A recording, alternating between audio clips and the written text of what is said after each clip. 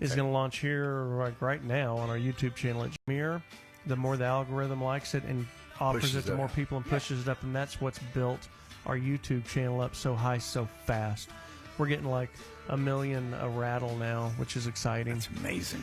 We'll be back in California. Hang tight, LA. Hang tight, San Diego and Vegas. Everybody else, we'll see you next week. GiveMeTheVin.com is where you sell your car.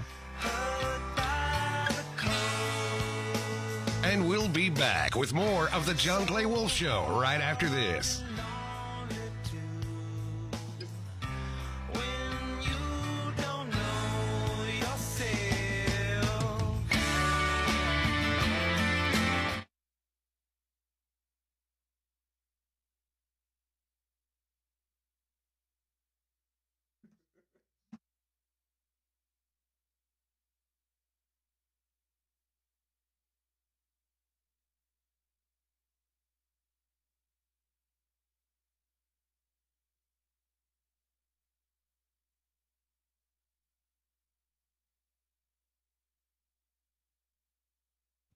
ESPN Radio 97.5, 92. Oh, dang it, 97.9 HD2. Sorry, I got distracted. We were trying to get Cam Smith canceled right before we came on air, and I got distracted. Thanks. 97.5 and 97.9 HD2. Cam didn't do anything wrong. Yeah. We were trying to set him up. We were 100%. Yeah, it was framed. He would have been framed. The if one it time happened. I literally was saying nothing. Yeah, no, you were minding your framed. business. You were doing nothing wrong, and Sean and I were being terrible people by trying to Karma's get you a to bitch, say ain't it? controversial things and then turn on your microphone without you noticing.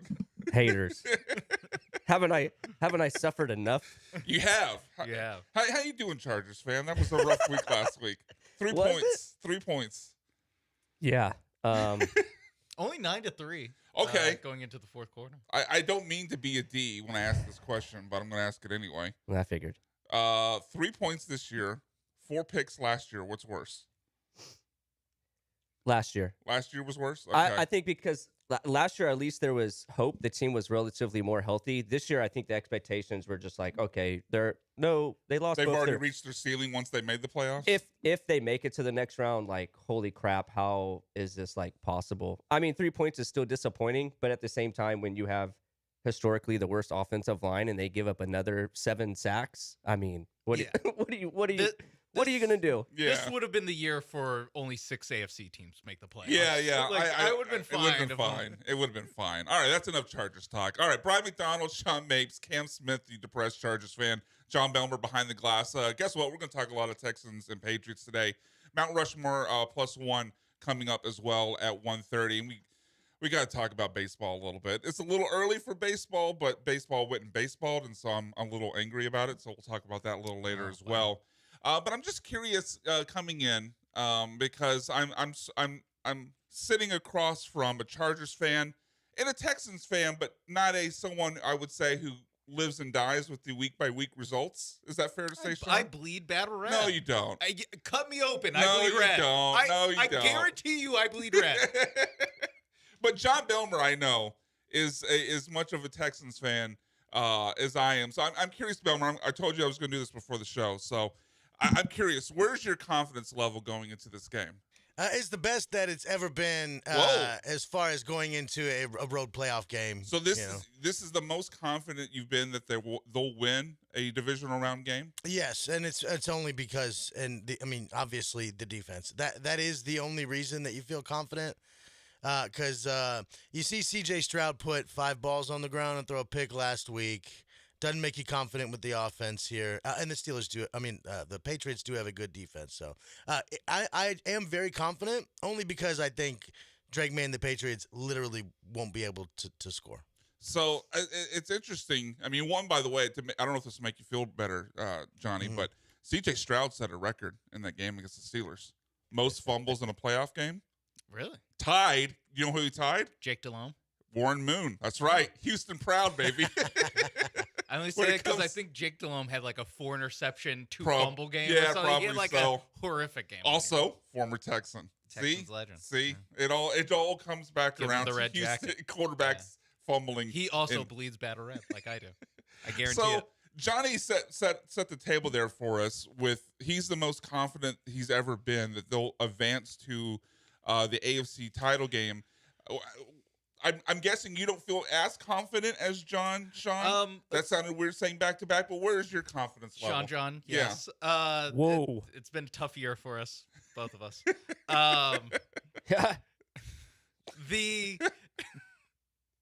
The confidence. I have a question for John. Okay. Sean to John, not Sean.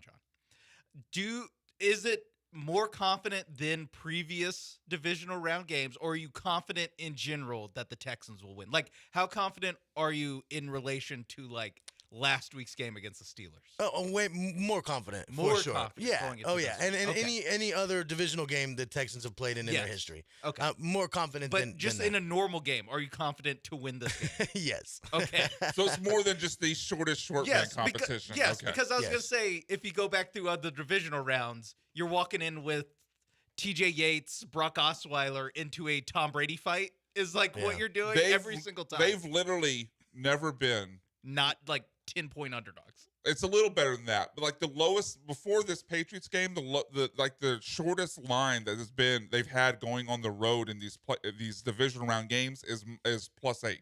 That's the best. About right. And there are several games where they were 10. I think one game. They're like 14. Yeah, the 2016 against the Patriots, I believe they were 14-point underdogs, and they've had a couple over 10.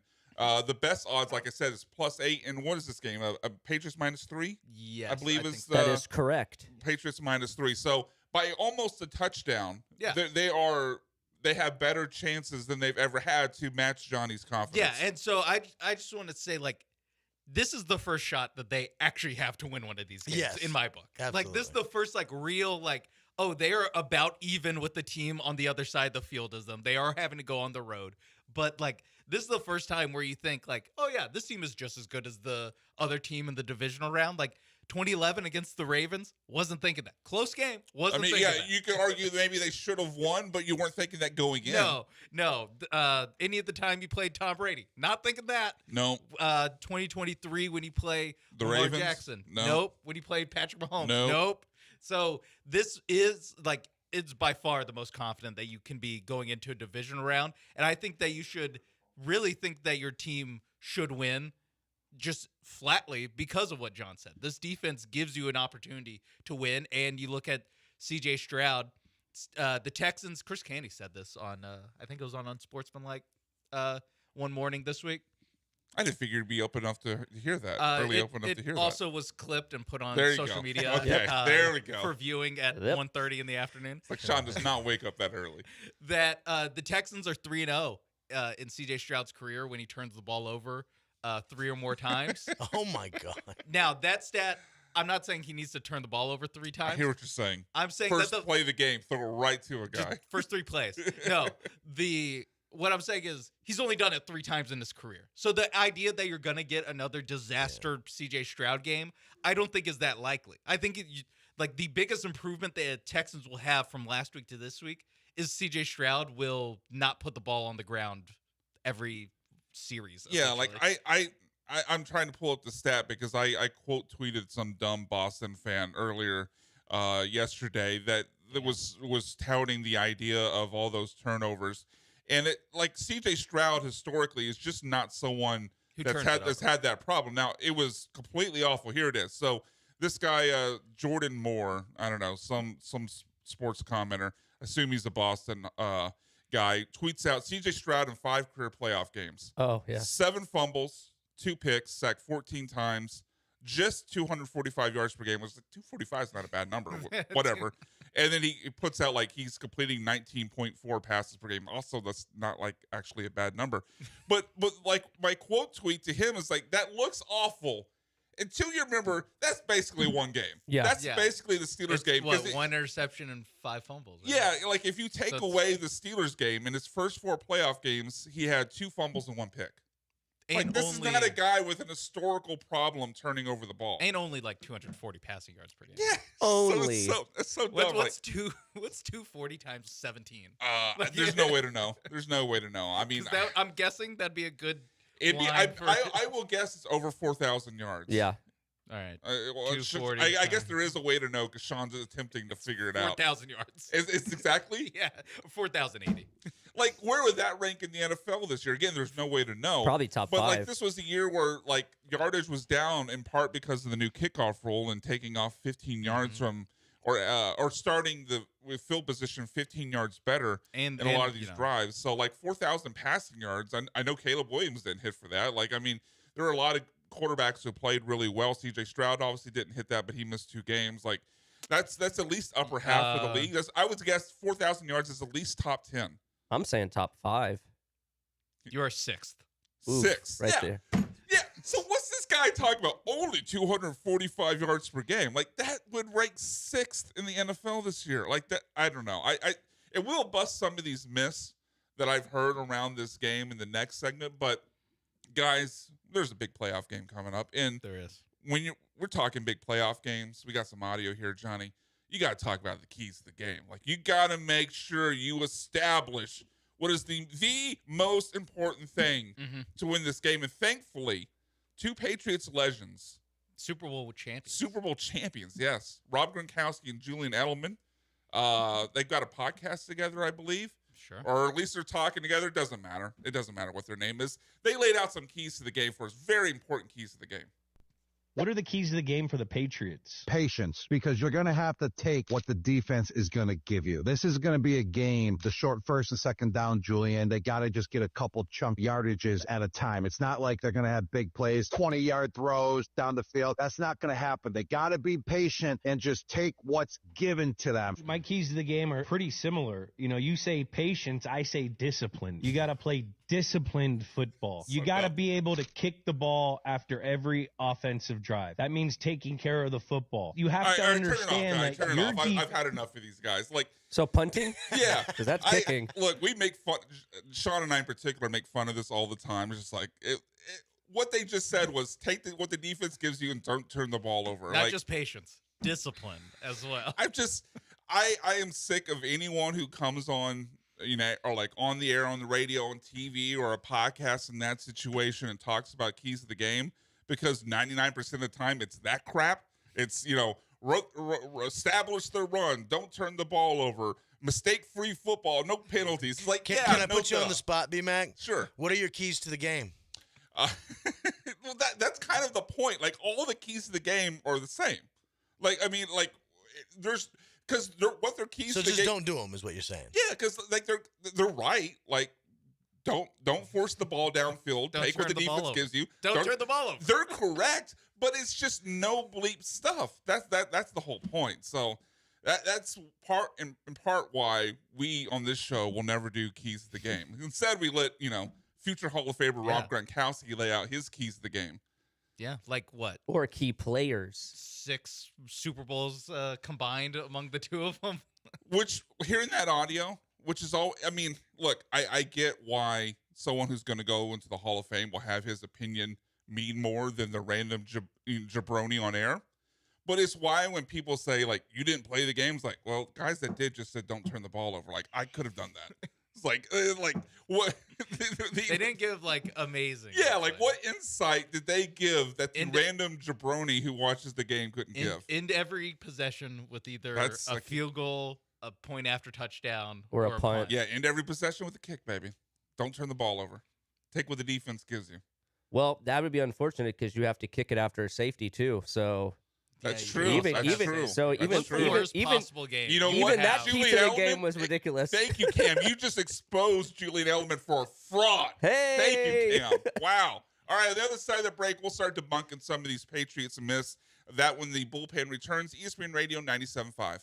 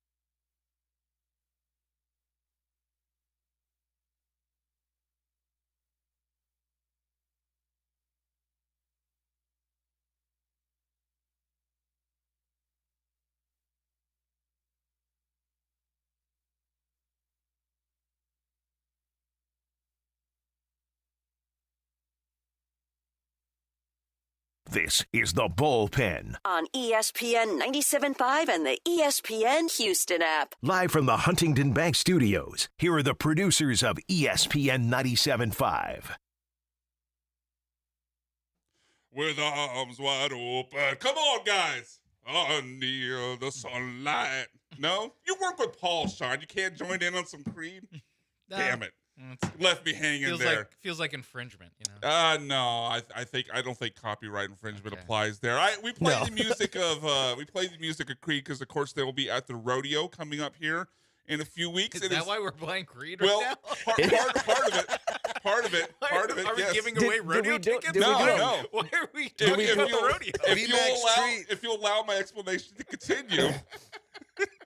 No, you're not. We do not have rodeo tickets. Do not call in for that. You can call in and talk to us on the HRP just list don't line. expect to hear. Yeah, but just don't expect to hear you won tickets. Scott Stapp?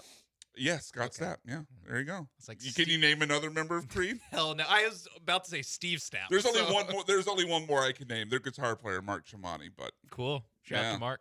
Shout out to Hope Mark. you're having a good weekend. No, I played it because I was telling Johnny before the show. Like I usually have no one I'm interested in seeing at the rodeo. Like, I don't know how many acts they have each year. Let's call it 30. It's at most one, but most years, like, none, because I'm not a big country music guy. But there was actually 2 artists I wanted to see. Creed was one of them. Lizzo. Lizzo for you. Lizzo was not for me. No, I was Johnny told me what his was, and you'll never guess it. Dwight Yoakam? No, his was not Dwight Yoakam. Johnny, do you want to tell us? Who you're willing to pay to see? Yeah, sure. I'm not shamed. Kelly Clarkson was the one that stuck out. I told Johnny he could give me 30 guesses. I would have got it on guess number 30. Like I might have gotten there. I mean, I'm looking at the lineup. Yeah. So I might have. So anyway, Kelly Clarkson. Was willing not Rascal Flats. They're okay. Is your life a highway? Oh God! Oh my God! Turn off his mic for that one. Oh, but we can talk about Creed and how they're going to be at the rodeo. I didn't make a pun. I was telling Johnny, like, I was disappointed and I asked him to play this music because I was going to say this. Like, there was actually 2 artists I was willing to pay money to see, Creed being one of them, and them along with the other artist, Chris Stapleton, both sold out in under 30 minutes. Yeah. So, but don't you? Well, I mean, we get a little. We could, but then you have to set up in the press box, and it's way at the top. The sound's crappy. It's true. Although last year, I mean, I might still do it, but I would have rather been in seats and like in the arena, so to speak, instead of behind glass. I feel that. I did that for the same thing for Post Malone last year, but was actually able to find 3 seats on the front row. What, you just walked up? Me, Abby, and her friend just walked around and walk down. Yeah, I mean, you can just do that. Yeah, I mean, no, yeah, you just run the risk of, well, you saw that when they were in the bathroom and then they come back, but you were good. We looked out. Apparently, it was a family of 3 with a young kid, and the kid couldn't stop crying, so they left. Awesome. Wow. So front row, Cam Post Smith Malone, profiting off of children's tears. Yeah. That's what we learned today on the Hey, show. I get to do that. Right. Maybe you can watch Lizzo like that. Yeah. I'm good. That was Shabuzi. clearly. Yes, that is. I wouldn't mind seeing Shabuzi. Yeah. Shabuzi, I would wouldn't definitely, mind. I would actually pay for, but don't. I don't know if I'd pay for that one because he's got 2 songs, but Excuse me, he has a whole album. How dare you? I'd go to see it. I know though. technically he has a whole album. He's got 2 songs. Just the same way that Creed has like 2 or 3. Yeah, kind of. Yeah. I would push back on that more, but I might just be decades-long career. That might be the nostalgia of me as a young man. I have a question for you. Of course, is it about Creed? It involves the Creed. only questions I will answer from Cam today are about Creed. You may continue. Oh, thanks. Would you rather pay to go see Creed or get paid to go see Nickelback? Pay to go see Creed. Okay. Wow. Get paid to see Nickelback. Kind of the same if thing, you're asking. right? If that offer's on the table. They sound similar for sure. Here's $200. Yeah. So yeah, well, I guess I should have asked. Like, is one I'm either getting or paying basically Equal. just the cost of the ticket? So let's say the ticket's $100. Am I just paying 100 or getting 100? Yes. Okay, then I'd rather you're I'd rather not pay to getting go see paid Creed. 100. You're just the tickets are free. Oh, Okay. for Nickelback, but you have to pay for all your other stuff there. I'm not going plus. I'm not No. giving plus. Oh, no. I'm staying at you zero. said get paid. Sorry. Yeah, you said that was get a whole paid. question. I meant- Now it's not. Would I rather not get paid to do anything in the world, or Sorry. I should have. All right, yeah, bad phrasing. Would you rather pay for your tickets to go see Creed or Right. have your Nickelback tickets paid for? Pay to see Creed, easy. Yeah, this question got easier once you broke it down. Like you made it easier when you added more detail. All right, let's get back into Texas. We don't need to talk for about free? Yeah, for free. Yeah, for free. We're going to talk about the Texans I rather right now. listen to Nickelback. So these Boston Bros, as they've been showing up on my my For You page on X, are way too confident. And again, Brian McDonald, Sean Mapes, Cam Smith, and John Belmer with you. If you want to hit us up on the HRMP listener line, you can call or text 713-780-3776. But this first one came to us from one of the radio stations up there in Boston. WEEI. This bros, I guess, plural bros, way too confident. Play it, Johnny. I think you have everything better except the defensive ends. When you start to look at, like, you put it on paper and you go, all right, let's look at the Houston Texans. Coach, quarterback, I'd give the edge to the Patriots. I look at the running game, I'd give the edge to New England. I know that's Nick Chubb, and what's the other kid, Sean? The other Woody Marks. Woody Marks. I'd give the edge to. What a name! I'd give the I edge believe he's at a USC. to the Patriots. The receiver group is, you might, if Nico Collins is healthy. Who gets the edge of the play-by-play booth? Oh, Sosi or the Texans? well, who are the Texans? I don't know. I have no idea. The disrespect. Oh my goodness! How much disrespect can you fit into a 40-second clip? One, these supposed NFL fans have no idea who a playoff team starting running back is, who's been their starter since what, like October? Yeah, I'll also say the Patriots, like the fact they're like, I guess I'll give it to the Patriots just because they know Nick Chubb's name. Apparently, Yeah. like it's just Like I would have, I would have given it to the Patriots much easier than they did. Yeah, like the most fair thing they said in there is that yes, the Patriots have the edge at running back. Yeah. I'm surprised they didn't know who Woody Marks was, but that's neither here Woody nor Marks. there. Woody Max. Great name. Yeah, what was that comment, by the Great way? name. Yeah. It's just some dude that thinks the name Woody is funny, I guess. Which, I- if he thought Woody was funny, see his real name. What's his real name? Yeah. I can't even. I'd have to pull it up on his Pro Football Reference page. I was like, there's a I don't say it's funny as in like haha. I say it's like hard to pronounce. Oh, That's what I'm okay. saying, yeah. yeah. No, I mean they have a running back tandem, Woody and Chubb. Like That is true. that's Those the- are facts, Sean. that's- Those are facts. I guess it is a little funny. I will concede that Like- point. A Woody but, Chubb? but they didn't connect those dots. They just No, Woody, good Funny name. name. Woody Funny name. Max. Ah, Woody wicked, Max. wicked smart, eh? Yeah, but like as he's going through there, like I guess it feels like a tell me you never watched the Texans this year without telling me you never watched the Texans this year. Because look, the Patriots obviously are a talented team. They won 14 games. No, there's no denying that. Mike Vrabel's done a hell of a job. They have a lot of talent on that team. But to say that the only place you could possibly give the Texans a check mark is at defensive end tells me you haven't watched the Texans. Yeah, and I 'Cause, like okay, Vrabel's a great coach, but like I would at least say that's even. It's not like Vrabel has won a Super Bowl. He's never made a Super Bowl. D'Amico's obviously a very good coach. I would pick Drake May over CJ Stroud, of course, but like Drake May's only playoff game, then as Cam can attest to, like he didn't play that great. yeah scored then- 16 points. Like kicker, Kyrie Fairbairn literally just set a record. Like that's at least a wash, if nothing else. And which whatever. And then like, okay, secondary. Like I know Christian Gonzalez is great, but with the Texans, with Stingley, with Lassiter, and with Kalen Bullock, I mean, I would go Texans secondary there as well. So look, the Patriots are a good team, and I think this is a very even matchup.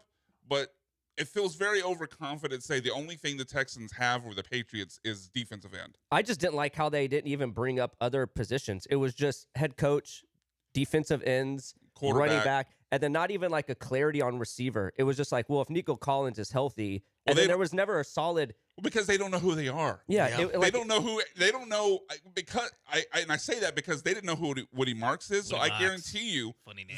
if Nico misses, they couldn't tell you another Texan. Well, maybe they'll know Christian Kirk just because he's been in the league for a while.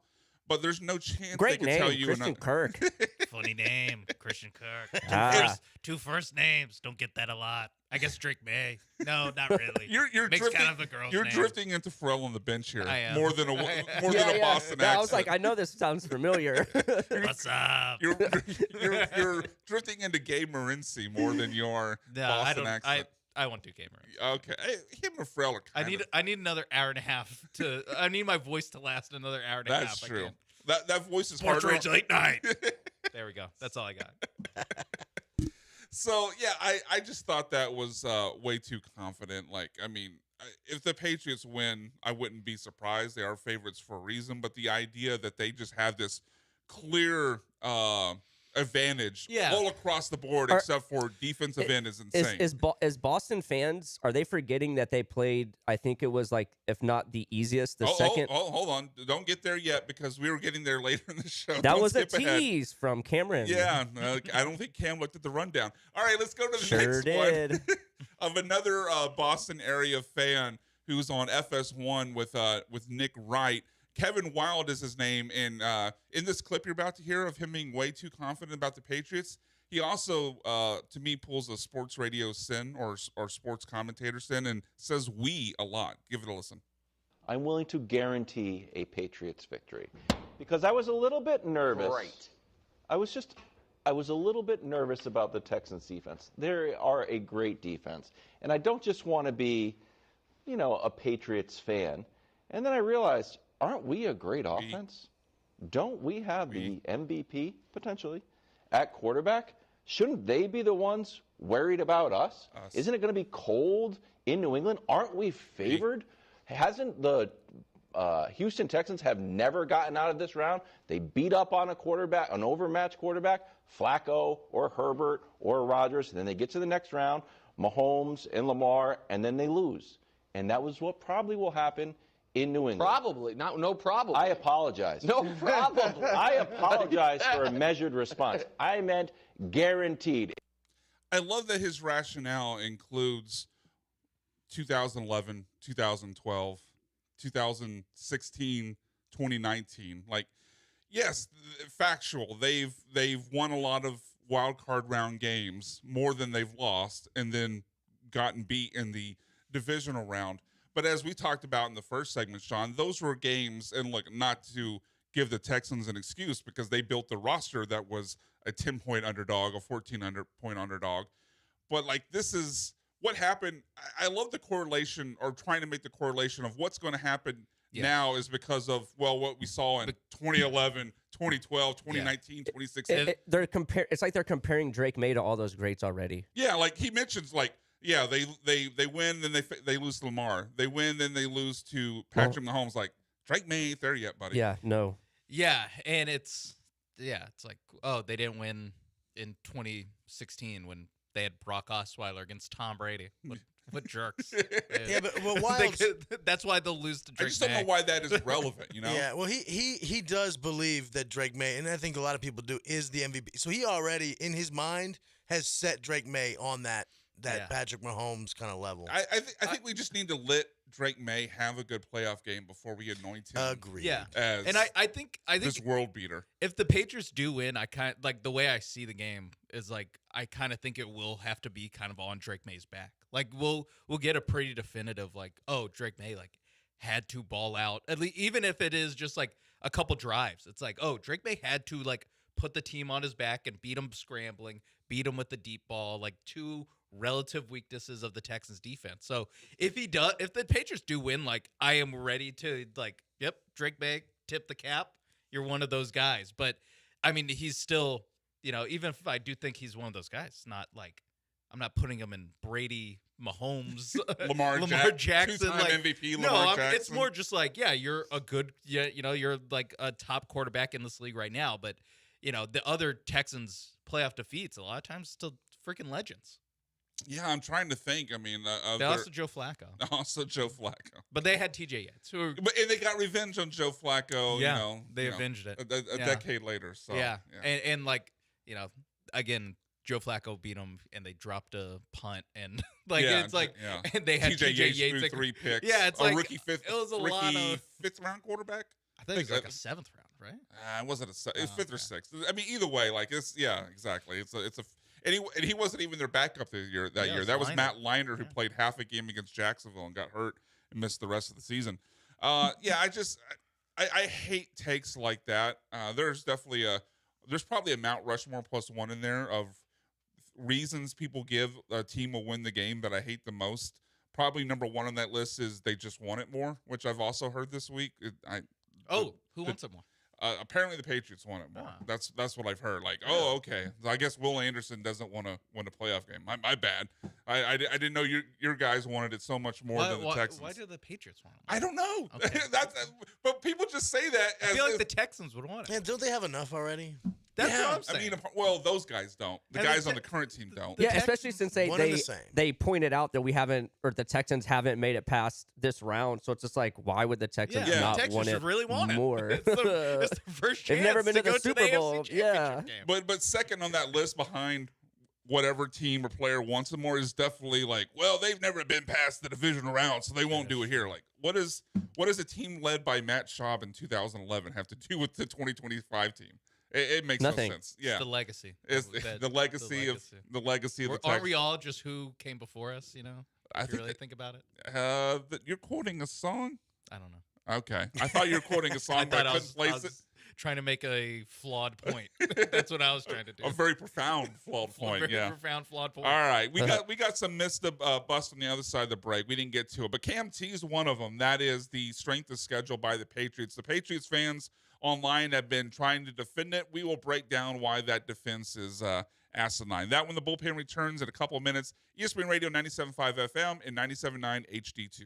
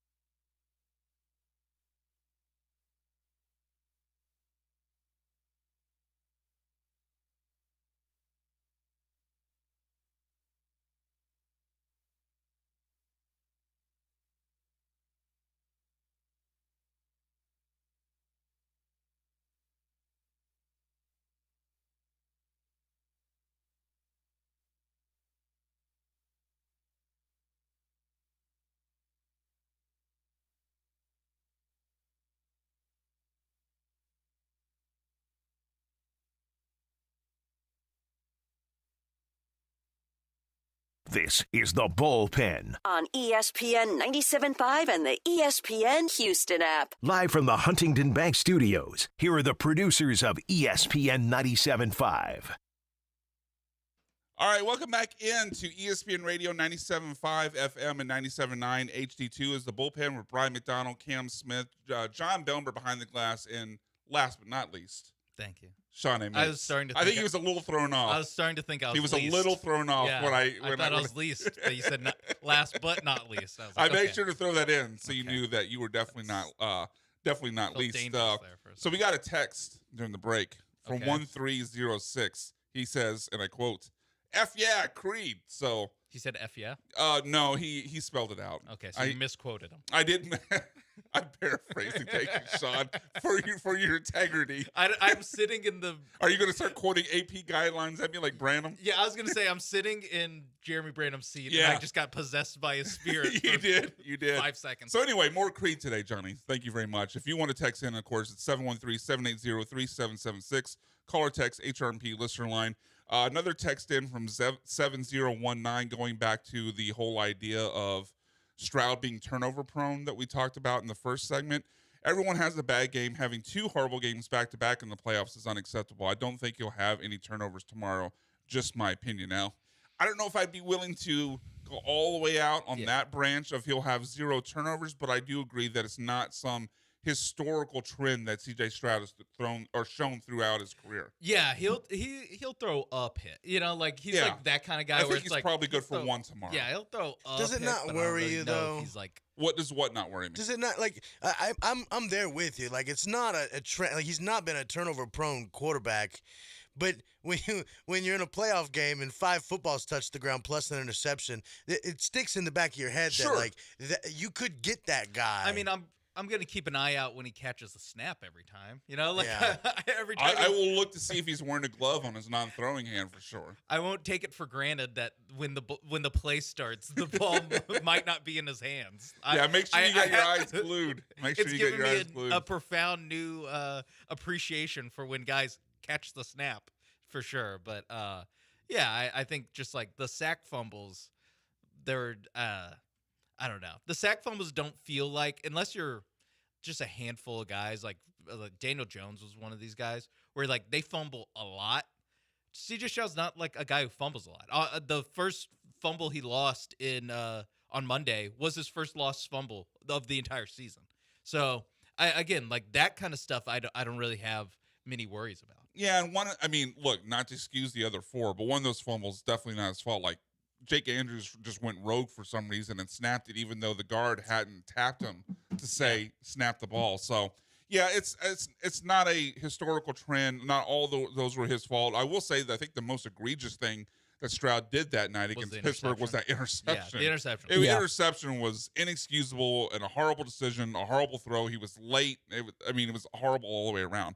But let's get into some of these myths. We'll skip ahead to the strength of schedule one that Cam so eloquently teased last segment ahead of time. But there's been a lot of Patriots bros showing up in my For You timeline defending this Patriots schedule, which to give their side of it, I would say, like, if I got to choose, should the Texans have what the Patriots had, what they had, I would choose what the Patriots had. Because when you look at some of these lists that we'll get to in a minute, like all the teams on this list that had similar schedule strengths to the Patriots wound up in the playoffs. A couple of them won the Super Bowl. So give me the easiest path to actually get there before I take my shot. So I don't blame them for it. They didn't choose it, and it is what it is, but it still happened. So how bad was it? Worst strength of schedule in the NFL this season. We'll start there. Okay. Easiest schedule in the NFL since 2007. And here's the topper, like the cherry on top of the sundae. Mm-hmm. It is in the top 10 for easiest schedule of all time NFL history. Did they play Tarleton State one week? Like, what happened? Hey now. Did they play Why are you taking a shot at Cam Smith's school? I just was thinking of FCS school. They were successful this year. I was going to say Sam Houston, but they're FCS. What is y'all's mascot? I don't even know. Texans. I don't know. Okay. No, they're like the Purple Texans or something. I rescind that. You can't be mad if you don't even know their mascot. They're the Tarleton State Texans. I currently do go there, but it is online. I have never set foot on that campus and never will. I'm on Sean's side. Like he could take that shot. Could you point Tarleton out on a map of Texas? It's in Stevensville. Okay. So yeah, near Austin. Can you point Stevensville out on a map? Yeah, it's somewhere near Austin. I don't know if you can then. I don't know. We're gonna pull up a map. It's up 290 somewhere. Okay. There's a lot of things up 290. Yep. I'm not gonna let you off there. All right. So yeah, easiest schedule in the league this year. Easiest schedule since 2007. Top 10 easiest schedule of all time. Some of their losses include the Steelers, who the Texans just beat 30-6. They lost to the Steelers at home 21-14, and then week 1. So grain of salt. Obviously, that team completely changed since then, but they did lose to the Raiders in week 1 at home. And of their 14 wins this year, 12 of those 14 wins were against non-playoff teams. So, look, you can say that maybe the strength of schedule doesn't matter because they're actually a good team, because Drake May is a really good quarterback, because Mike Vrabel's a really good coach. They have a great running game. They have a great defense. Fine. They may also be talented. Like, both things can be true. But, like, Cam, I'm interested to see what you think about it, because you were obviously fired up about it last segment. But, like, you can't deny that the Patriots had like one of the easiest possible paths to get to this point. Yeah, I mean, to your point, the team can't control like the schedule makers, so like you can't fault them for that. But the facts are the facts. Like the easiest schedule is the easiest schedule, and it's not even like you mentioned. It's historically one of like the easiest schedules. So like I don't want to take away from like what New England's been able to do like offensively with like a second-year player. Like it's still pretty impressive, but their path to this point has been, out of all the playoff teams, arguably like the easiest one. So all this like hype on them, it's just like get back down to earth and let's see them play an actual like legit top defense before we start diving into this whole like, oh, it's the Patriots, like it just you can't go an entire season and not play a top 10 defense and try and convince me like, oh yeah, they're the clear-cut chance. So we're going to get into something, because there's another thing that Patriots fans keep mentioning online about the defenses to face. We'll save that for the next segment. But like Sean, like when I'm looking at the schedule, it feels like the only thing that the Patriots could really point to is like, yeah, our schedule was soft, but we did this, was the road game they won in Buffalo. Yeah. Which they then followed up weeks later by blowing a 21-point lead at home against Buffalo. Yeah. So, like, I kind of feel like they had the softest schedule possible in the regular season, other than that win at Buffalo. And no offense to Cam's Chargers, but they then started off their playoff run at home against a team with no offensive line. So, like, I'm kind of in a spot where, yeah, they look really talented on paper. I think Drake May is a really good quarterback, and all the things I said prior to that. But like I kind of have to see it against a real team before I can rubber stamp it. Do you know the other? Because you said 12 of their 14 wins were against playoff teams. Yes, or non-playoff teams. Do you know what the other win was? Like the other Bills playoff team? and then Panthers, who were 8-9. Yeah. So you could say the other playoff. Yeah. Team. So you know what? What's the below 500 Panthers team? So that's a good point, Sean. So if you wanted to take it a step further, now they did beat them 42. They have one win this entire season. Of their 14 wins, one against a team with a winning record. Because the Panthers were a playoff team, so they were in that stat of the 12-14. That's crazy. But they finished 8-9. Yeah, they beat two other 8-9 teams actually, the Falcons and Bucks. Yeah, congratulations, Patriots. How insane is that? They swept the NFC South. I mean, look, I'm almost jealous in respect it's to like a actually point. insane seeing it printed out. Like, yeah, they beat one. They played a 17-game schedule and beat one team with a winning record. Yeah, like I can't. Like I don't know what easy game like they're missing. Like what's the like? Yes. Well, if I were to make it even easier, what if I just slide this team in there? Like the only comp I can make. Sorry, Aggies fans, are the Aggies. Like I almost want to call him Drake Reed. Or Marcel May. Like the only Marcel May is better. Marcel May is definitely better. But like the comp of the Aggies only facing the bottom half of the SEC minus Texas, who beat them by 10, is very similar to the Patriots winning 14 games, but only one of them was against a team with a winning record. Yeah. Like it's no, I mean, and look, I'm not saying the Patriots are going to go out there tomorrow and score 3 points, although I'm not saying that. But I'm also not saying that. Did I get that right? I think I got that right, Johnny. Thank you for your confirmation there, Johnny. But like I just feel like I have to see it before I can buy in. That's really my whole point here, Sean. Yeah, no, and they did beat they won a game 48-0 against Samford. Oh no, wait, I'm actually on Texas A&M schedule. It would have fit in with the Patriots schedule. Oh, Samford. Okay, sure. Everyone needs a tune-up game, I guess. Coastal Carolina, sure. All right. Yeah, no, I think I wouldn't hold it against the Patriots if they went 14-3 or 13-4. They were whatever. 14-3. Yeah, if this was like if this was like a Brady team, if this was like the 2017 Patriots, I would have been like, all right, like we can all say the schedule's easy, but we don't have to pretend like these guys aren't like awesome. Like they don't have a track record of being awesome. But the fact of the matter is, this team doesn't have a track record of being like some dominant team that you don't want to go to Foxborough and play. You know, like that's a good point. Those teams were before 2018. Like that's what those teams were. This team, we don't know yet if they are this like behemoth ready to, take over the league again. Like this is just like right now, it really just feels like a team that you're like, yeah, sure, whatever. Like they seem good. They seem pretty good, but they're not like some overwhelming threat that like you're again, we're talking about Drake May as like he kind of needs to win this game to become a guy in the league, I mean, absolutely. That's hence why the spread is only 3 and it's in New England. I mean, that tells you that people think this what game do they could always easily say about home field advantage? Like it's worth 3 points. So Yeah. like Vegas is telling you neutral field, this is an even game. Yeah. So anyway, we got some more myths to bust on the other side of the break, including what Cam brought up again, just teasing us so eloquently with the defenses that they faced. I think you mentioned something about the defenses Top they 10 faced. defenses. Yeah, top 10 defenses. Yep. That's what it was. So there's some things putting out on that from Patriots fan base. They keep going back to the Patriots win against the Browns as some can't top a reason why they shouldn't struggle against a defense the caliber of the Texans. That when the bullpen returns, ESPN Radio 97.5 FM and 97.9 HD2.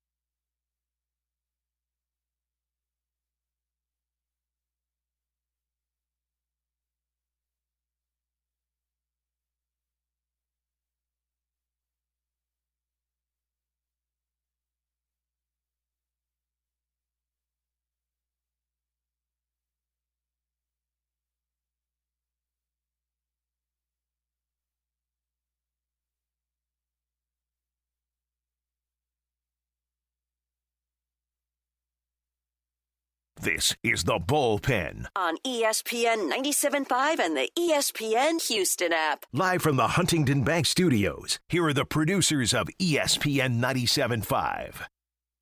Welcome back in ESPN Radio 97.5 and 97.9 HD2. If you want to join in the conversation about the Texans, give us a call or text on the HRP listen line 713-780-3776. So we've been having some fun at the expense of Boston media members being way too confident, busting some of these myths like, oh, the Patriots schedule wasn't all that soft. It's top 10 all time, bro. Settle down. So another one that we're going to get into, Cam mentioned like they hadn't faced a top, I think, would you say a top 10 defense all year? They have not faced a top 10 defense. So I didn't dig into that specific part of it, but Kevin Wild, who we heard earlier in the segment, guaranteeing, or earlier in the show that is, guaranteeing a Patriots win. Johnny, we also have a clip here where he makes makes an argument for, because people on the Texans side have been pointing out, it's like, well, what you did, like, well, you haven't faced a good defense. Like, do we know what the Patriots are? And the Patriots' defense of that, the thing they've been rallying around is, yeah, but we faced the Browns defense. Let's hear from Kevin Wild. And it goes back to, we already beat the number one defense in the league. The famous, I'm worried about him, but I also don't think it matters, Browns game when Myles Garrett had a bunch of sacks on Drake May. This was Drake versus the Browns, Week 8 when we won 32-13. The Browns defense was the number one defense in the league in Foxborough when Drake May lit them up. Because he put 32 points, and more importantly, we had a bunch of yards, the Browns dropped from being number one. So he makes the argument that I've seen a lot of others make. Like, okay, the schedule was soft, you know, and Texans fans have been going at Patriots fans like, you didn't face a top 10 defense, whatever. They keep pointing at this Browns game. So let's dig into it. Yes, the Browns have a good defense, mostly carried by one individual player, but they do have a good defense. But even before that Patriots game, where I think he said they gave up, the Patriots scored 32 points. Before that game even happened, that Browns defense that they're pointing to as, yeah, we faced a great defense, just like the Texans, had already given up 41 to the Ravens and 34 to the Lions, okay? You go after that, the week after there was a bye, but the next game after the Patriots game, that same Browns defense that's supposed to be the standard bearer as the example why they can go after the Texans defense, gave up 27 in a loss to the Jets. 27 in a loss to the Jets. Later in the season, in weeks 14 and 15, they gave up 31 in back-to-back games, including a home loss to the Titans where they allowed 412 yards to the Tennessee Titans, led by, as Cam Ward once says, if we keep it buck, we ass. That same team that said that about themselves moved the ball for 412 yards and put up 31 points on that vaunted Browns defense. So one more stat, and we could maybe compare, but maybe we'll just skip the rest of the numbers. So including the playoffs, the Texans have allowed 16.7 points per game, okay? That in the Browns after the Patriots game, 21.7, so a 5-point gap. That gap of 5 points is the same from Texans at 16.7 to the Browns at 21.7, as it is Browns at 21.7 to the 27th ranked defense in the league with the Washington Commanders. Like, that is 5 points may not seem a lot, but when you contextualize it with, well, that's the same gap as to one of the worst defenses in the league. There is a big gap from the Texans and what they've done to a defense pretty much being carried by one man. Like, I credit the Patriots for having a good game against the Browns. I'm not saying the Browns are a trash defense or bad or anything like that, but I don't think they're a apples to apples comparison for what they should expect from the Texans defense if they're playing at their best, Sean. Yeah, no. Texans defense, it's like one of the all-time defenses, or at least all-time in the last whatever.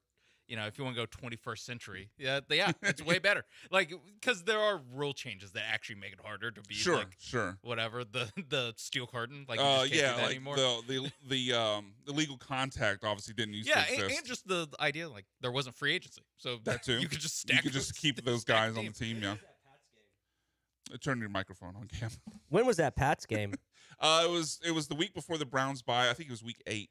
So not even just like going like points per game with 5, but if you just like sum up how many fewer points. So from week 8 to week 17. So 9 more games times 5. So 45 less points that they allowed over that stretch. Yeah. New England's tripping. Yeah. I mean, what?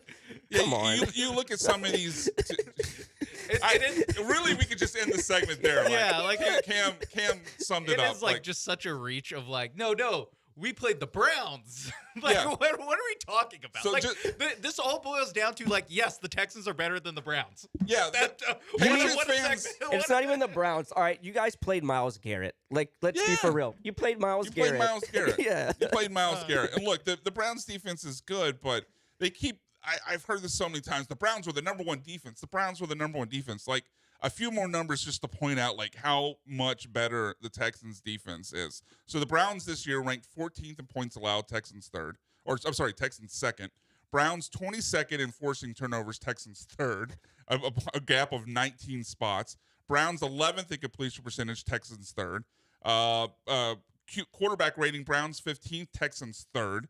Rush yards per game, Browns 16th, Texans fourth. Like, the Browns are a middle of the pack defense that can sometimes elevate to great play because they have a generational player. Yeah. The Texans actually have a loaded defense across the front, except for corner depth and like that second safety. The Browns have I'm not saying they don't have an Achilles heel, but they're far closer to perfect than the Browns defense is. Yeah, the Browns have a generational defensive player. The Texans have a generational defense. Yes. Well said. Well said. Well said. So one more thing I want to get into quickly on busting some of these myths that we've talked about. I've seen a lot of this. This is mostly from Patriots players. And I get it to an extent. Like, what else are they going to say? Like, they wave the white flag like they're France and just concede defeat. But they've spent a lot of time talking about, like, oh, well, the Texans, they just man up. They're simple. They just line up and they try to beat you. And it's not that difficult to prepare for. Let's hear a quote from Kayshon Boutte asking about preparing for the Texans defense. The toughest defenses that you've personally had to prepare for? I wouldn't say one of the toughest. At the end of the day, we know we're gonna get man coverage. You got to beat it. It's that simple.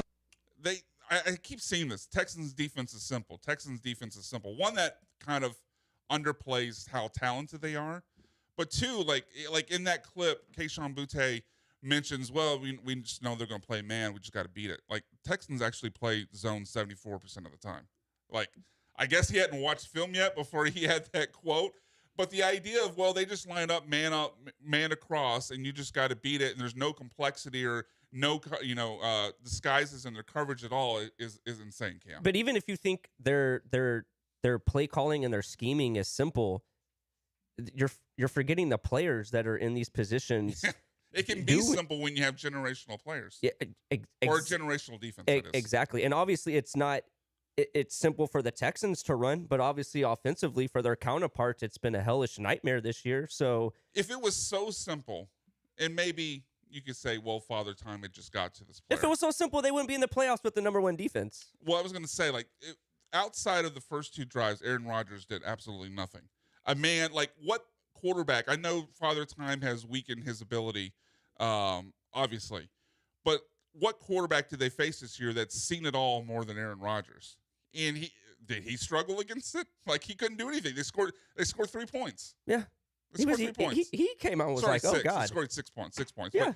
But 3 of those 6 points came off, I think it was, a possession where they moved the ball, Sean, 8 yards? Yeah. Or no. Or is it 4 yards? It was 8 plays, 4 yards. Yeah. So the Aaron Rodgers, who's seen it all, who you would think would be able to pick apart a defense if it was as simple as some people are laying out, outside of a drive where they only had to move the ball 4 yards because of a C.J. Stroud turnover, they scored 3 points on their own. Yeah, and Tomlin said something along the lines in a post-game interview of we knew what they were coming with, we knew what their defense was, and they still beat the hell out of us. Yeah, even if it was simple, it wouldn't matter because their defensive players are so talented. Michael Scott said, keep it simple, stupid. Is that a Michael Scott kiss to Dwight? That's Dwight. All right. On the other side of the break, let's get into some of these NFL topics, including the Giants hiring Harbaugh and the best and worst openings among the remaining jobs in the NFL. That when the Bullpen returns, ESPN Radio 97.5.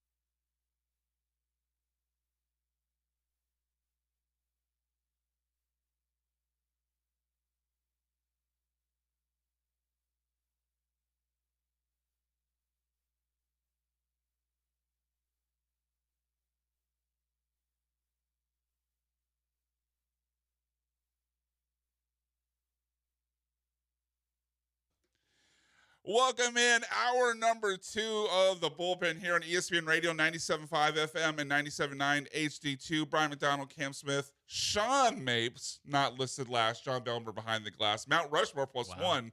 Pump fake 130 coming up. Yeah. Right now we'll talk some NFL, but a few texts to get through before we get into the NFL conversation. If you want to join that conversation, hit us up on the text line, the HRP text line, or listener line, that is 713-780-3776. You can also call that if you'd like.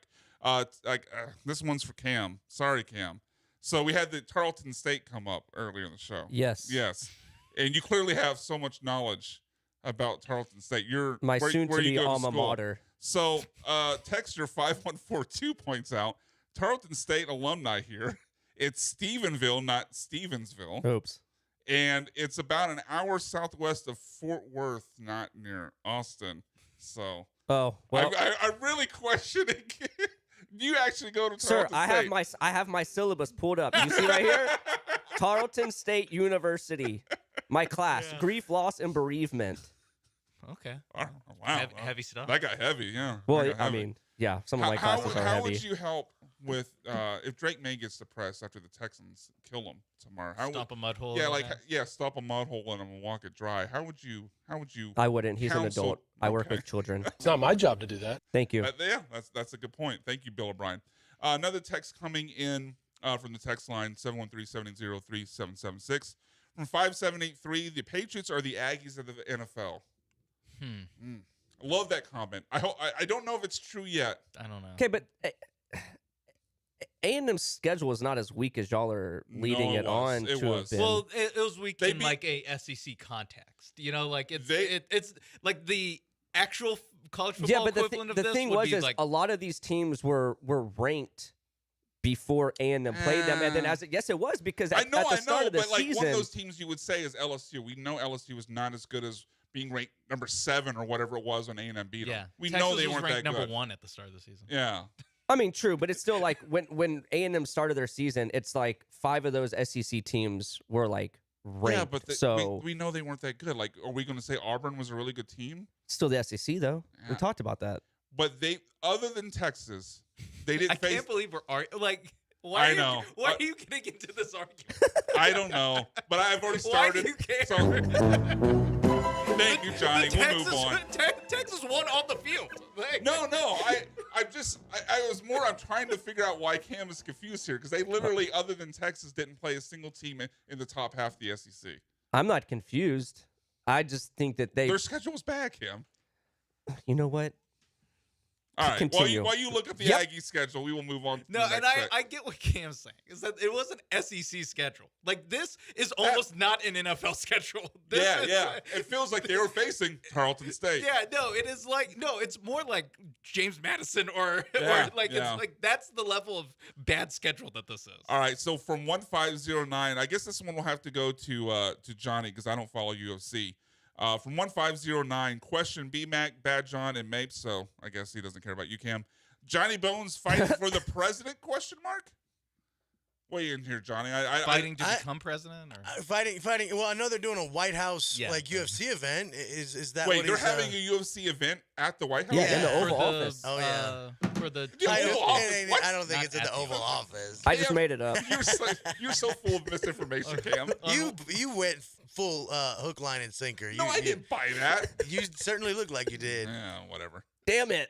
No, but I think they're going to fight on like the White House lawn. Yeah, and I think he's trying to get into the Rose Garden so they can have it's like the weekend before the 4th of July for the 250. I mean, how better? How better to celebrate? We'll have to see. It's 250. How is this going to be like all like streaming? Like how are they going to where are people supposed to Paramount sit? Plus. Every all their pay-per-views are now. No, that's Paramount what I'm saying. Plus. Is this going to be like on not. all streaming I bet they don't online? have a huge crowd for it because of security and all that. Yeah, there'll be like a couple stands. Yeah. It'll probably just be friends and family. I don't imagine they would because all those people would have to have clear. Well, the clearance process from the Secret Service I think would be too much to go through for the. Anyway, we're digging way too much in that. Let's talk some NFL here. So. Giants, first one on the board, hiring a coach. They take the former Ravens head coach, John Harbaugh. And honestly, I don't know where you guys are with this. And look, I get the hiring because he's the most accomplished head coach on the market. But, like, I kind of think on both sides of this marriage, both sides are feeling like a little oversold. Like John Harbaugh, with a 2-time MVP, has really never been close to making a Super Bowl. Like they were in a couple AFC title games, but both games they were fairly uncompetitive in. And they had Lamar Jackson. He had kind of a Texans level defense at times. And the other side of that, like, I don't know where you guys are at with Jackson Dart, but I mean, even beyond the fact that he can't stay healthy because he keeps trying to run his head into a brick wall like he's his teammate Cam Scatterbo, like I haven't seen enough from him as a passer to where I'm convinced he's like an actual franchise quarterback. So this feels to me like something that's being oversold on both sides. It's not going. I've seen multiple people. Kay Adams. I know. I think it might have been one of the. I don't know if it was Rich himself or it was one of the guys that's also on the show with Rich Eisen. But there have been multiple people picking the Giants to make the playoffs next year. I think that is a drastic reach, Sean. Yeah, I think that John Harbaugh is a good coach, and I get if you're the Giants, like a good coach is like a foreign concept over the last haven't had 20 one in a years. while. Yeah.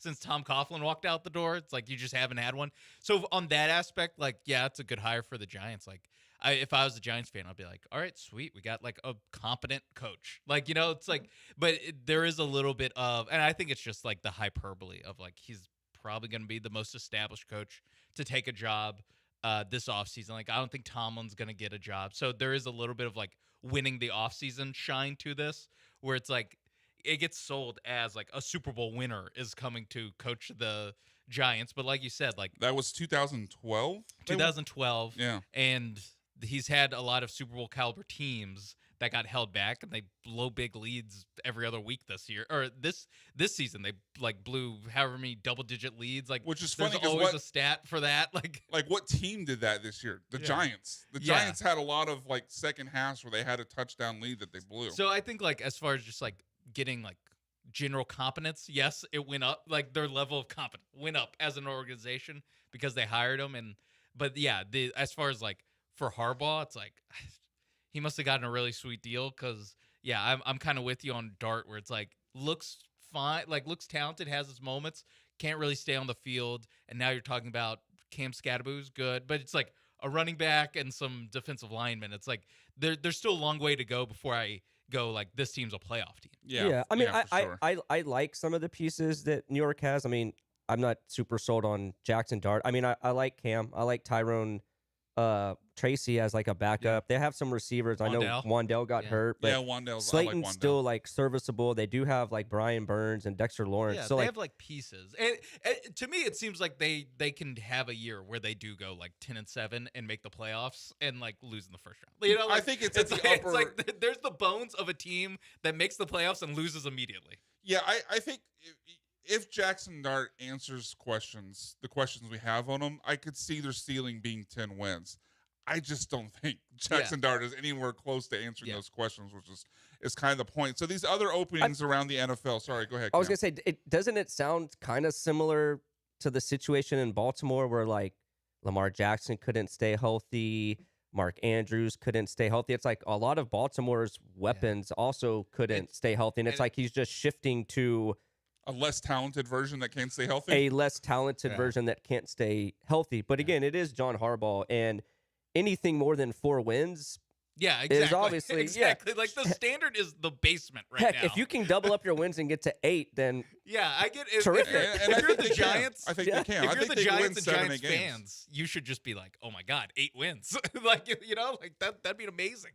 Yeah, they could Carolina Panther their way, I guess, into the playoffs. I think that's kind of their ceiling as I see it right now. So these other openings quickly: Dolphins, Ravens, as you mentioned, Cardinals, Raiders, Browns, Titans, and Falcons. Sean, what is let's say you're Mike McDaniel. Let's say you're one of these head coaches that are looking for a job. Now Mike McDaniel. Okay, you fully immersed in the character. Most desirable opening, least desirable opening. Well, desire is an interesting way to put it. I'm trying to be Mike McDaniel. I'm trying to answer it in a weird way, like he does. You need my glasses? Yeah. No, give me of these open jobs. man, I mean, the Ravens obviously are like, just give me Lamar Jackson. Be like, I'll be the one, especially if I am actual, like a guy who sees himself as an offensive. I don't know if he sees himself as an offensive genius, but an offensive-minded coach. And I'm like, yeah, I could run an offense with Lamar Jackson and Derrick Henry. Like, yeah, start me there. I'll figure it out. Like, I went from working with Tua to working with Lamar Jackson. Right. Like, I can make that work. As far as like non-Ravens, because I think the Ravens job is almost like so good of a job that's like, if you're the coach, you're almost auditioning for the job more so than the job is auditioning. Like, I think for a more like normal, like Atlanta is a spot where I feel like you could actually lift it to another level. I was going to go Atlanta. I mean, just you still have Bijan, you still have Drake London.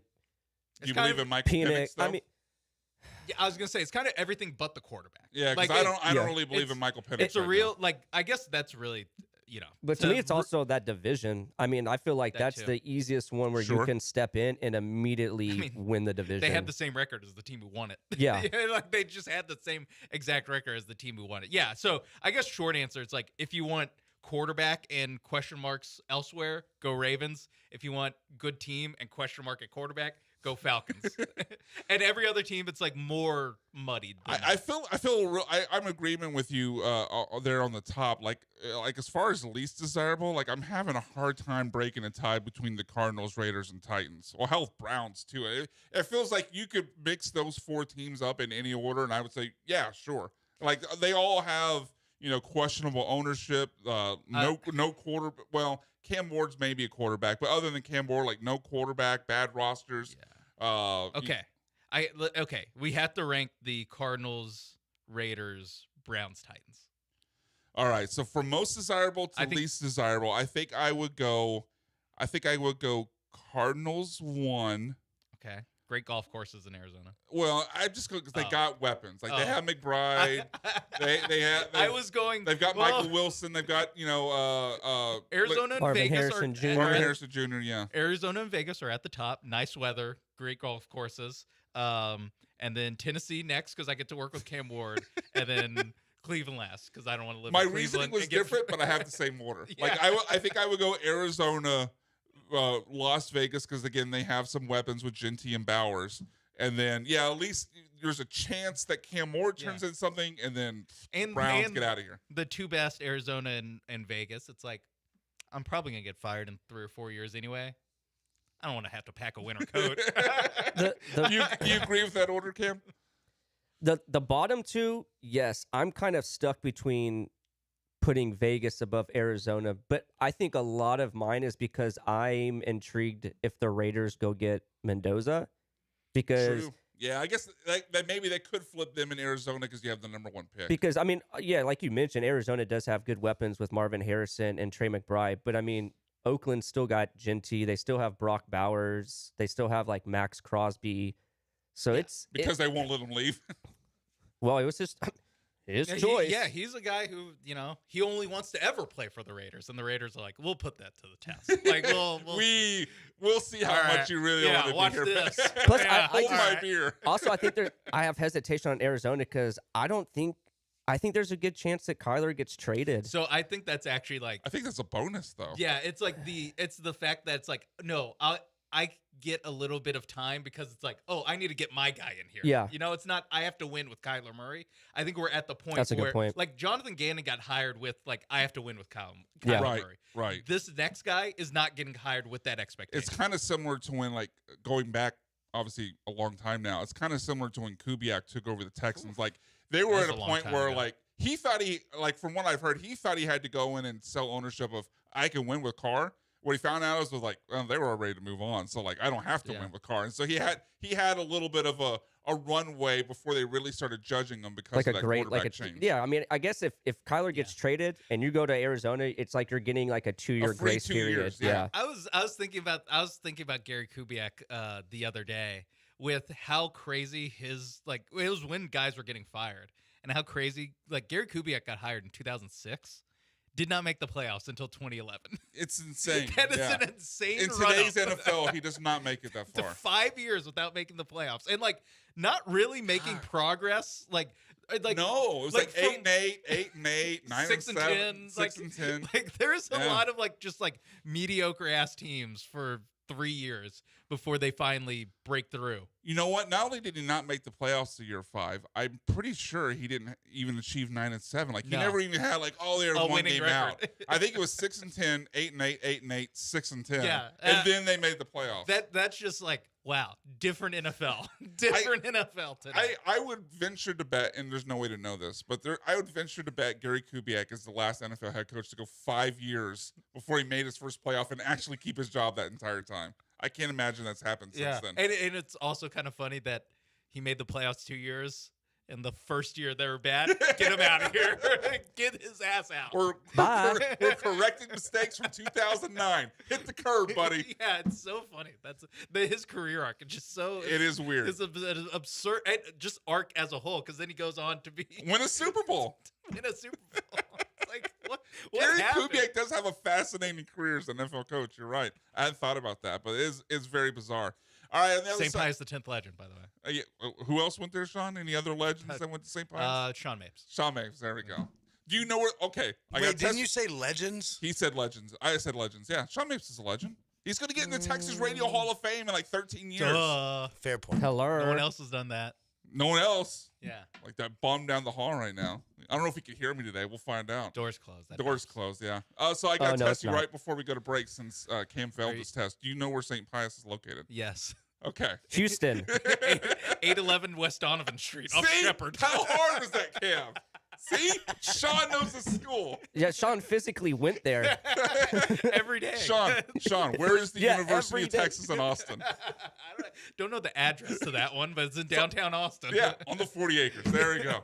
Damn. Come on, Cam. All right. Anyway, I kid. All right, when we get back on the other side of the break, we got to talk about Kyle Tucker and the Dodgers ruining baseball. That when the bullpen returns, ESPN Radio 97.5.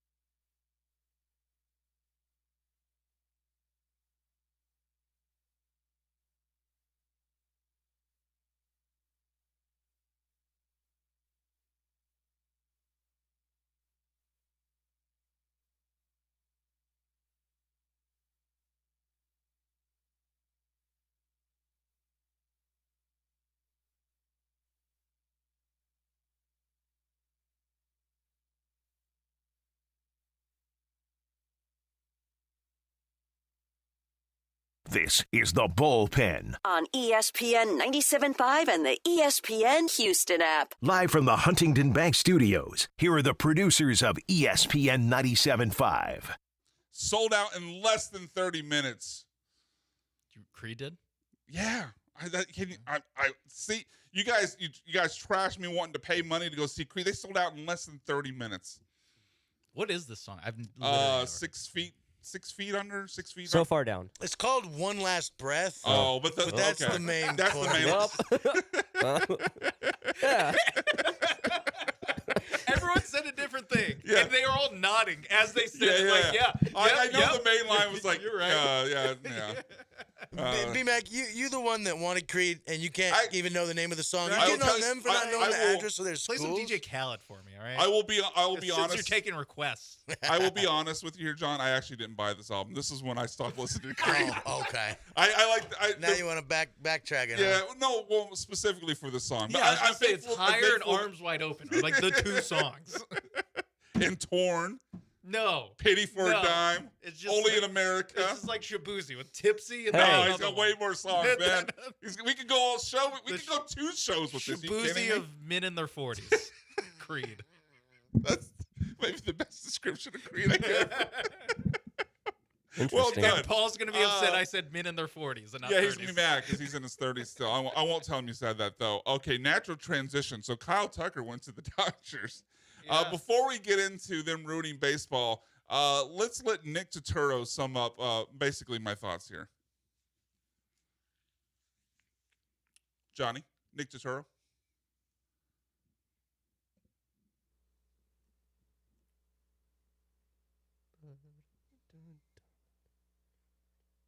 You gotta be fucking kidding me.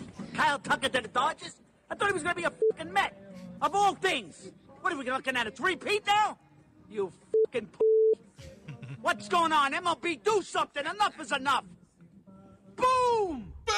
All right. I love this guy. Yeah, like I think we wrapped the segment. I mean, that's pretty much it. Like, I am. I thought he was going to be a Met. Okay, sure. I never thought he was going to be a Met, but whatever. Whatever. But yeah, like my baseball fandom has been on a gradual decline, really, ever since. King Griffey Jr. hung him up. No, I would say since the end of Cal like the Ripken into the streak. Bagwell Biggio era. It was obviously revitalized with the golden era with Altuve and those guys, but Since Lou Gehrig had to retire, that's when it okay, that's a shot too far. That's a shot too far. I will not stand for that one. Uncalled for. King Griffey, funny. Lou Gehrig, not funny. That's the line here. All right, but no,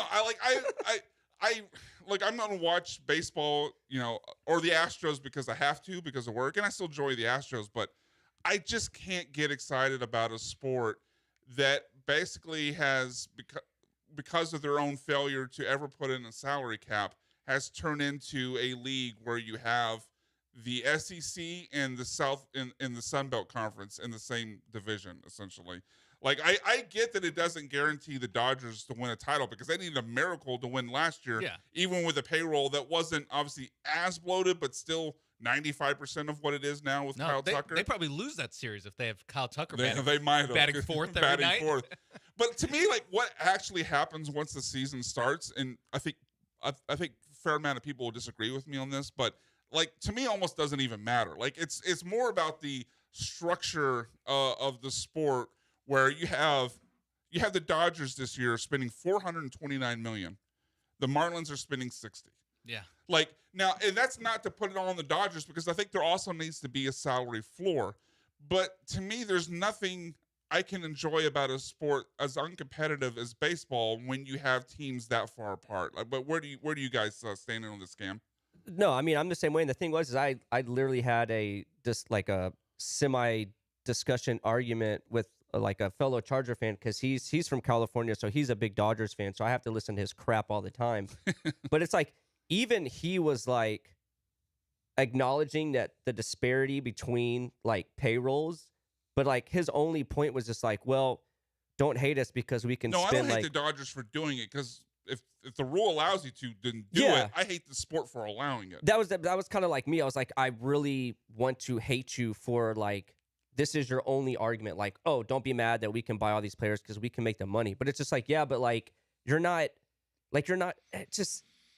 it's a weak way to just go about it. And like you said, baseball has allowed this. So it's just like, how is this game supposed to grow when there's such a disparity between what the Dodgers can spend and then like what Tampa Bay can spend? Yeah, obviously they're never going to be able to compete because the Dodgers can just buy every player. It's honestly even less between like Dodgers and like the like 10 teams that like actively don't want to spend money. It's more about like the distance, like how the Dodgers can operate as opposed to how like even like the Yankees or Red Sox or Astros, like the other teams in the top 10 of spending, how they can operate. To that point, Sean, this is, I think, the craziest stat that I've seen so far. So Spot Track, it's Spot Track. Spot Track. Because they actually tweeted at Branham this week and gave us a clarification. So I know now it's Spot Track. Don't try to trip me, because you might.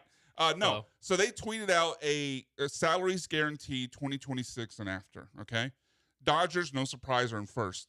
2020, like players currently on the team, they have guaranteed salaries combined of $2.1 billion. The next highest team. That's more than Dr. Evil asked for. The next highest team, San Diego Padres, $1.2 billion. They are spending nearly $1 billion more than the second highest team in the league. So it's not just like the difference between them and the bottom five, which if you added up the bottom five teams in payroll for current as they currently stand would still be less than what the Dodgers are spending on the roster. Like you just combined those five rosters together, it would still be less. But the idea of that is not just, well, there's five bottom feeders who don't want to spend. Yeah. We can fix it with the salary floor. It's also the gap, as you pointed out, Sean, between 1 and 2 being $1 billion. Yeah, yeah, and it's even insane. like just the like payroll for this year, it's like 410. And then next, it's like the Mets and Blue Jays at like 310 in that like same neighborhood. And then there's a bunch of teams in like 250 range. From Jim Bowden, top five this year: Dodgers $429 million, second place Blue Jays $289. Okay, I would, so more than $141 million between first and second. I looked it up during on Friday's show. I think it was on Spotrac and Spotrac. It was on Spotrac, and it was like team like triggered me. It was like what's counted against the tax, basically. Oh, okay. So okay, we may be looking at different numbers. Yeah, because they do the deferrals. Yeah, and stuff, we're probably looking like at different how much numbers. According to the tax are they spending? Gotcha. All right, so I hear you, Johnny, but we have a caller, and we'll make room for it by going short with the last segment. Jeff calling in wants to talk about Tucker. What do you got for us, Jeff? And I think we're so drunk on the Texans in the playoffs that this Kyle Tucker signing kind of got pushed under the rug. I think it's an arms race, and I think this means we have to go out and sign Fromber. I don't care if he threw at his catcher.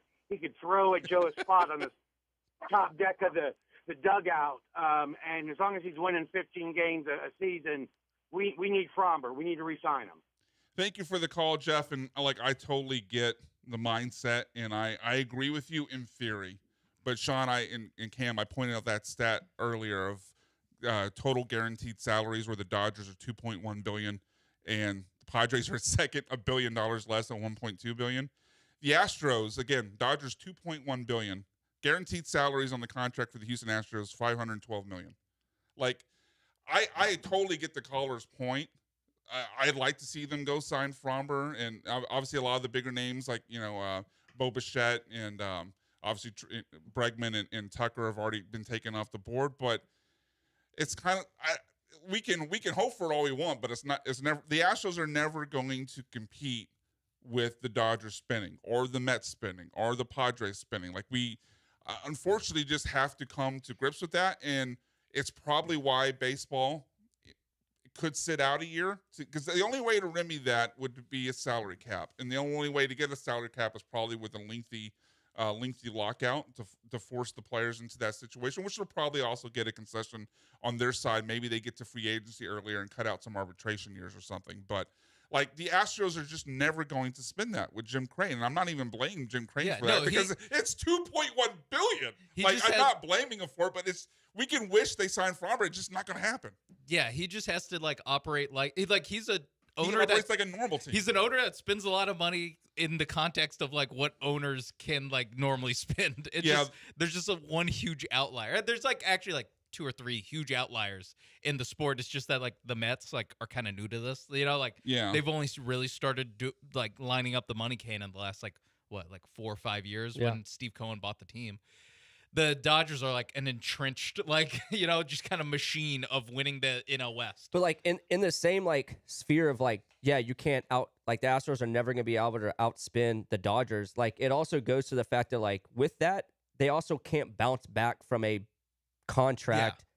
It's like they going bad. Like they can give Fromber this contract, but if it ends poorly, they can't bounce back from it. It hamstrings them more than it would the Dodgers. Like the Dodgers. Yeah, the Dodgers could just shuffle it off and be like, all right, we'll just give the next guy $200 million. Jose Abreu and Rafael Montero hamstrung their ability to spend, and they got like what combined like $25 million a year or whatever it was. Yeah. So like to Sean's point, like Jim Crane basically operates as a normal team. In this guaranteed salary, they rank 11th. They're top half of the league. Like they're spinning on an upper half level. It's just, as we pointed out during the segment, it's just a completely different sport from the top 3 or 4 teams to everybody else. Like the Astros, like I think I said this a minute ago, $512 million that they're guaranteed to pay out from now into when all their current contracts run out.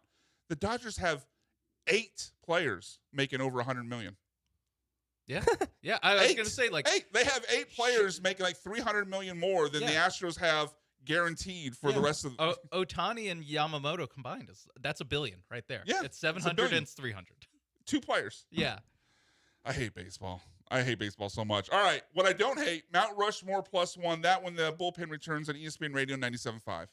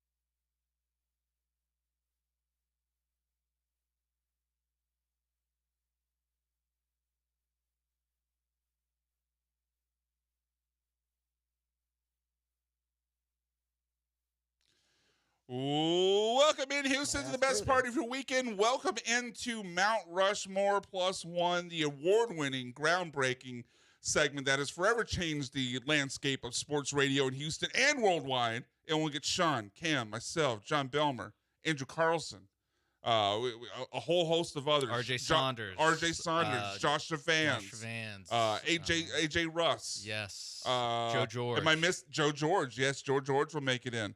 We'll all get all of us in the Texas Radio Hall of Fame in far less than the 27 years it took those bums John Lance to get there. Shout out to Lance down Has the there hall. not been anyone that's done one other than that?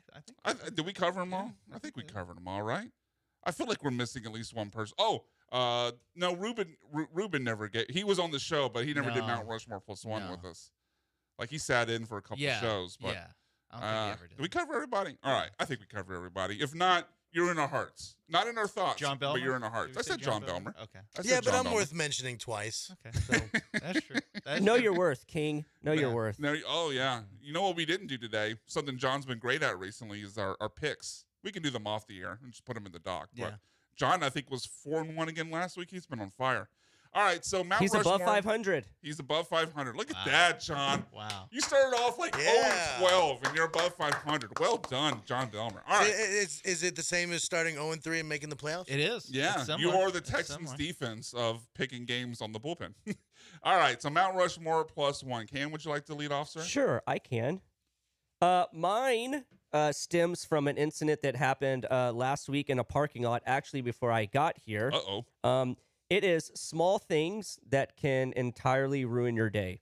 Okay. So what is what annoyed you that day a part of your list? It is. Okay, we'll proceed then. In no particular order, but this is the one that did occur. Not AirPods getting run over, but one AirPod getting run over. I get it, but how did your AirPod get run over? I fell out and got run. My AirPods died, so I took them out and took a call and was walking in the parking lot. And like an idiot, I didn't put them back in the case like I should have. And I get in my car and I'm like, hey, there's only one AirPod in my hand. So I get back out, and sure enough, 10 seconds right before that, the car that pulled in front of me ran over my AirPod. Man, I'd rather you just run over both of them. Like, you still technically can listen to stuff, but You can. It's like you have nothing. Yeah. You might as well have nothing. You got to get a new pair. I got to replace the whole only pair. half listening. Yeah. Yeah. The next one, and I should know this is going to happen because I DoorDash like crazy, but when you order like a hot food like pho or something, but then your DoorDasher does like 2 more drop-offs before you, so that by the time you get your food, it's not, and I get it with pho, you can reheat it, but Now, some stuff like burgers or fries, it's what done. service are you using? DoorDash. So DoorDash, because I've started using this. Now, I hate it because it's I feel like they're kind of giving us the middle finger by forcing us to pay extra for this. But you can do a direct to you for $2.99. And then you skip that problem, which I usually just, like, it's $3. Like, I'm mad because they're forcing me to pay an extra $3, but it's also just $3, so I go ahead and pay it. Yeah. It's worth not to have my food cold. It's perfectly priced. Yeah, it is very perfectly priced. And I already pay for like the VIP thing, so like I'm not gonna pay extra for direct. Fancy Cam Smith over here. They call you sir when they drop it off. According to DoorDash, I saved $78 in the month of December. All right, DoorDash. DoorDash is definitely cooking the books on that. Oh, 100%, because they saved off what their normal prices, which we already know is elevated from what it would be at the restaurant itself. But anyway, continue, Ken. The next one, I'm sure this has happened to all of us. When you bite your inner cheek. Oh, yeah. I mean, it just... Or tongue. Or Or lip. tongue. And then Yeah. you sometimes you do it again an hour later, like just totally... Just like the Office same, episode like the where same Jim... spot? Like Jim, the same yeah, spot? where Jim bit his inner mouth twice and was like, screw it, I'm going home. And like left for the day. It really does like, kind of just ruin, like... It does. Ruins your day. Because then you're hesitant about like eating and talking. So And then you still have that like the next day. You know, yeah, it's it doesn't terrible. go away. No. I'm with you. Next one, when you buy new white shoes and you hesitate on wearing them, you put them off, you put it off, you put it off, you finally decide to wear them, and then they get dirty. Yeah. Or because like I have shoes where the whole thing's not white, but like the sole, like that lower is exactly like that. Like that part's white. Oh, I wasn't sorry, not the bottom of your feet. I was talking. Okay. I was showing the. Okay. Yeah. I realized showing off his legs. Look how limber Sean Mix is. Hey.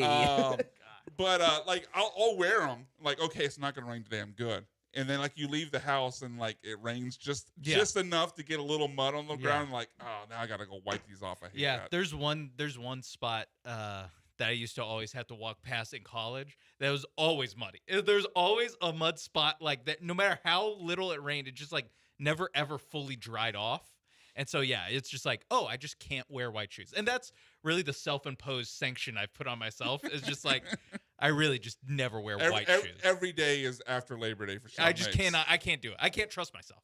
I get it. It's a struggle. The next one, and this has happened to me a couple of times at the apartment, when the fire alarm randomly goes off at 1 o'clock in the morning for like 30 seconds, and you're like, okay, no big deal. You try and go back to sleep. Then it goes off again. So by that point, you're like, well, I can't even trust to go back to sleep because is it going to go off this again? This has happened multiple times. Like the smoke alarm. No, like the entire apartment, like unit. Oh, a couple. I thought you were talking smoke alarm. No, a couple weeks ago, the entire unit's apart, like fire alarms went off at like 1 a.m. Went off again, or went back off, went back on. Then everybody like went outside. So these alarms on the outside of the building? Outside and the like the walkways. Okay. And like if you have it's one thing if it was just me, but like I have a dog. Dogs can't, like, they don't need to be inside hearing fire alarms blasting off. Yeah. So there was like 30 of us outside, like with our dogs for like an hour and a half waiting for these fire alarms to finally Can you ask for a discount on your rent? Not at this place. You can ask. I mean, I'd be fighting for it. That's crazy. And then obviously you're just tired and exhausted the next day when you have to go to work 5 hours later. So yeah. All right. Was that the end of the list? That was. All right. So my Mount Rushmore +1, I've been struggling in my head how to phrase this, but I recently, as in yesterday, Sean also saw this movie yesterday, but I saw 28 years later, Bone Temple. And that movie, well, the whole franchise really, one of the things that happens in those movies is you see full frontal from the male actors in those movies.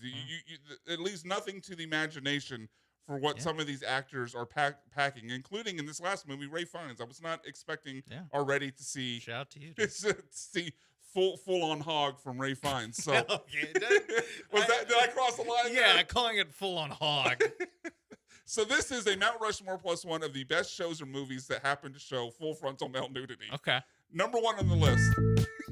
Westworld. Or sorry, not reverse order. Number 5 on the list. Westworld. Yeah. There's a lot of because they're robots. A lot of Johnsons. They're robot. A lot of people bits. last name Johnson in that. Next one on the list. Forgetting Sarah Marshall. that Jason Segel. Let's fly. That one. It's early. It's very early. That one's more quality, not quantity. Because there's only one. It's only one. And it's very quick. Yes. but it's professionally done. Yes. Shout out to Judd Apatow. Next one on the list, shout out to Jonah Hill, Wolf of Wall Street. Oh, God. Yeah, at the party. Oh, God. He's not just showing it.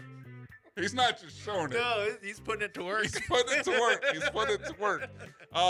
Next on this list, and really the king of this, as evidenced by 1 and 2 on this list, is Cillian Murphy. As an actor who seems to specialize in great shows or movies that also happen to show his package.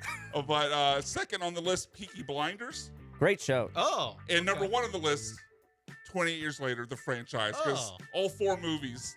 Well, actually, I don't know if the second one showed full frontal male nudity, but I know the first one and definitely did. 28 years later, Bone Temple, 3 of the 4, especially the last 2, showed a lot. It's like a supporting character. It's like the third leading character in the movie is Johnson's. Yes. So that is my Mount Rushmore +1. No love for Oppenheimer. Does he show hog in Oppenheimer? I don't think he does. Okay. No, you see a lot of. He gets busy. You see a lot of. Florence Pugh. Yeah. I haven't stopped thinking about it. Yeah. All right. What a list. Yeah, I think for time, Johnny, I think we're going to have to just move to Mapes and go from there. Save your list for next week, Johnny. I'm sorry about that. Cut me. No. Main event Mapes. Go ahead and main event this thing. I thought you were going to say don't have time for mine. My Mount Rushmore. You are last but not least, Sean. My Mount Rushmore +1 is of times that teams thought outside the bun.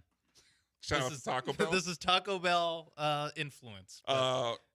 Not limited to I have Taco a guess, but I'll let you go for it. And this is, reason for the season. The LA Dodgers realizing that money is not real. And you could just... They like Matthew McConaughey? It's not real. The flat circle? Yeah. We spent $2 billion? Whatever. Who cares? Are we going to be alive to see that? Yeah. Oh, whatever. Defer it. Deferring money? Sure. Indiana becoming a football school. We spent so much time wondering if Indiana basketball was ever gonna really start turning the corner. Nope. You can pay athletes; it should be easier. They're like, You know what? What if instead of buying 5 good players, we try to buy 50 good players and just be good at football instead? Hey, it worked out. Yeah, it worked out. Thought outside the bun and it worked out. Whoever on the Astros decided, no, seriously, you need to sign this 5'5" Venezuelan second baseman. Yeah, good call. No, trust me, this guy's going to be good. No, I was being for real. His name's Jose Altuve, and he's going to be maybe the best player in your franchise's history. The Patriots, way back in the day, wasn't even really a position of need. Patriots NFL draft comes along, and they draft a guy who was overlooked, really dinged in the draft process from things that really weren't football related. When the Patriots, what's his name? When the Patriots drafted Aaron Hernandez, going 2 tight end. Because they did pair him up with Rob Gronkowski. Yeah. Or like kind of revolutionized football a little bit. Aaron Hernandez did some. I don't know. I can't. Wait, this guy was going to be a first-round pick because of some nonsense that went down in Florida. Now he's like a 4th-round pick. Let's take him. Figure it out. Patriots definitely did think outside the bun. What's going to happen? The Pats just needed that. They needed that killer personality on the team. Oh, he gets arrested. Thank you, Cam. Thank you, Cam. And then last but not least, the 1943 Steagles. 1943. Yes. All Do you know the right. story of the Steagles? I've never heard of the Steagles. It was a merger, a temporary merger of Pennsylvania's 2 NFL teams, the Steelers and the Eagles, during the 1943 season. Now, why did they merge those 2 teams? World War II? Yes, neither franchise could field a team, so they combined a team during World War II. And they were the Steegers? Came together. Like Fernando Mendoza. And what was their logo? It was just what it says Steagles. Oh, God, that's horrendous. It was a temporary logo. They didn't put that much time into it. Have some decorum. I'm most curious how you came upon this because it's just a thing I know. It's just like a fun fact that's like, hey, do you know 2 NFL teams combined to make a team? All right, so we got to get out here. We'll only have about 4 minutes on the other side when we get back. Do we want to squeeze in picks or do we want to squeeze in our worst and our We can do loves? picks on the other side. All right, let's do NFL picks for the NFL playoffs coming up on the other side, plus the college football national title game. That when the bullpen returns. ESPN Radio 97.5 FM.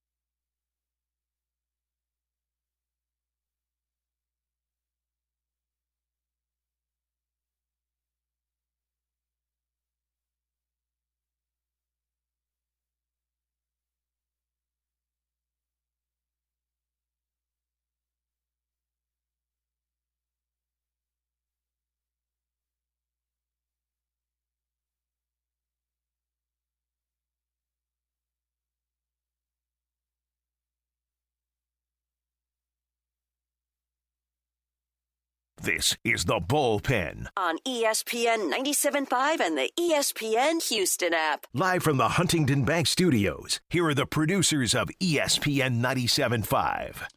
ESPN Radio 97.5, 97.9, HD2. Welcome back in. Brian McDonald, Sean Mapes, Cam Smith, and John Belmer here for one more segment. We'll be back next week as well. Aggies basketball coming up on the station at 5 o'clock tonight, Cam. Is that right? Yes, tip-off is at 5 o'clock. There we go. Cam Smith will be here on the board producing here locally. One text before we get into our NFL game picks, calling the three of us out a little bit, from 2211. You guys in your white shoes, in Idaho, dirty white shoes show how much you work. If your shoes are completely white, you are a damn Californian.